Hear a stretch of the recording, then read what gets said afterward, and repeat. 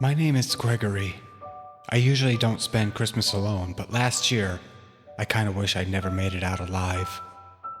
It all started the night my parents left town to visit my sick grandmother. I had just turned 17 and my dad kept saying things like, "You're old enough to take care of yourself now." And for the last couple of hours, I felt like I was. I made hot chocolate. I put on some Christmas music. I was fine. But then, someone changed the music. Not from inside, from my front porch. At first it sounded like a radio, off-key, quiet and a little shaky, but then I realized the voice wasn't coming from a speaker. It was a man singing, "Jingle bells, jingle bells." And he wasn't singing it the way people usually do. There was no rhythm, no joy. It sounded like someone trying to remember the tune while barely breathing. I froze. I could see a shadow through the front window. Someone was standing just outside my door. I turned off the TV, hoping maybe he'd just go away. Instead, the singing got louder, like he thought the silence meant I was listening. "Dashing through the snow." His voice cracked on every word, like he was cold or hungry. I finally forced myself to look out, and I swear to God there was a man, but not like a normal one. He was wearing a dirty Santa hat, a coat that looked older than my house, and he was smiling, but his eyes were dead. And he was pressed against my glass. No knocking, no talking, just singing. "In a one-horse open sleigh." I backed away slowly and grabbed my phone. By the time I looked back, he wasn't at the window anymore. He was standing at the end of my driveway, just staring at my house. Silent now, not moving. My heart was pounding so hard I could barely dial 911. I told the operator someone was standing outside singing.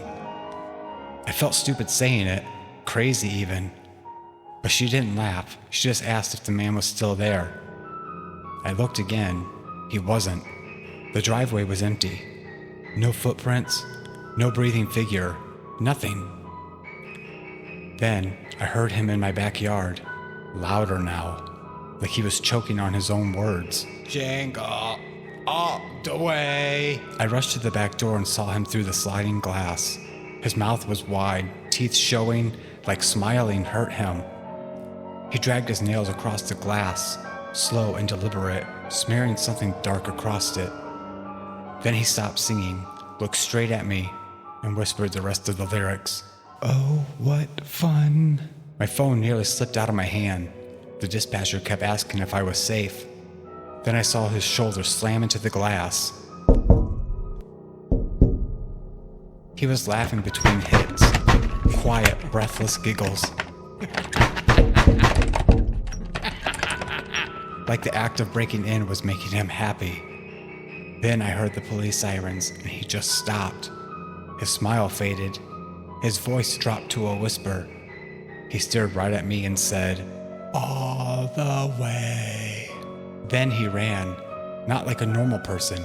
He sprinted into the trees behind the fence like his bones bent wrong, like he had been waiting to run. The cops searched everywhere. They found footprints leading deep into the woods and then nothing. I stayed with relatives until my parents came home, and I don't answer the door on Christmas anymore.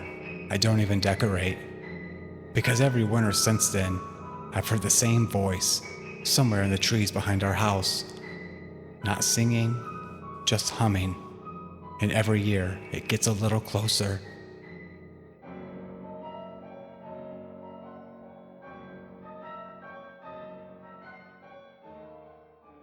I don't do Christmas with other people anymore. Not after what happened with my ex-girlfriend Kaylee.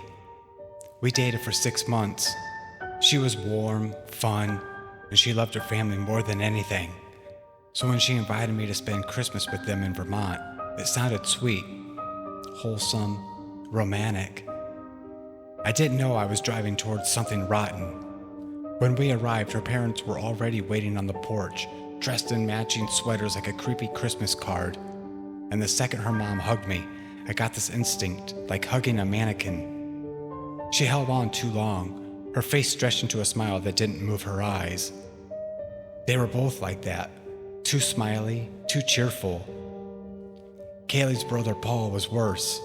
He didn't smile at all. He just stared at me with this cold confusion like he was studying something broken. Dinner made it worse. Her parents kept praising me, how healthy I looked, how sturdy I was, and how good it was that Kaylee chose someone like me. Paul just stared at me with those dead eyes, chewing softly, never looking away. When dinner was over, Kaylee's mom whispered to her loud enough for me to hear, "He'll do perfectly." Kaylee hurried away before I could ask her what she meant. Later that night, Kaylee was in the shower. Her phone buzzed right next to me. I didn't mean to snoop, but the message preview was right there from Mom. "Make sure he stays tomorrow morning. Don't let him leave no matter what." Then another. "We need him to trust us." I stared at the screen, trying not to panic, telling myself it was some stupid surprise, something innocent. But I couldn't shake the smell coming from the kitchen, like raw meat left out too long. I noticed Kaylee's mom slicing something earlier, something pink, but not like ham or beef, and I hadn't seen a single present under the tree. That night I pretended to sleep. I heard them. Kaylee, her mom, and her brother Paul. They were downstairs in low voices, whispering like a prayer, repeating something over and over. The words wouldn't reach me clearly, just steady, rhythmic chanting, like they were practicing, preparing. Then Kaylee said, "He won't run. I'll handle that." My blood turned to ice. I decided I was leaving before sunrise. Screw being polite. Screw Christmas. I waited in the dark until the house was quiet. Then I slipped out of bed and grabbed my bag.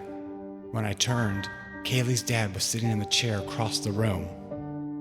No lights, no sound. Just sitting in the dark like he had grown out of the shadows. Staring straight ahead, not at me, not at anything, just blank. I whispered, "Sir?" Nothing. He didn't blink, didn't breathe loudly, just existed, like someone waiting for a cue. I backed out of the room, went down the stairs, stepped into my boots, and sprinted to my car, not even caring if they heard me. I peeled out of that driveway and didn't slow down until I hit the highway. When I finally stopped at the gas station miles away, I texted Kaylee. "I don't know what your sick family was planning. I don't want any part of it. Don't contact me again." She read it instantly. Her typing bubble popped up, then disappeared, came back, disappeared again. Finally, she sent only 3 words. "You were lucky." No apology, no explanation, just that. I still don't know what they wanted from me, a ritual, a sacrifice, or a meal. But I do know this. When I start to fall asleep, I still see her father sitting in the dark, staring with no expression, waiting. And sometimes I imagine what would have happened if I hadn't left before sunrise. What they would have done, what they would have needed me for. And I'm glad I'll never know.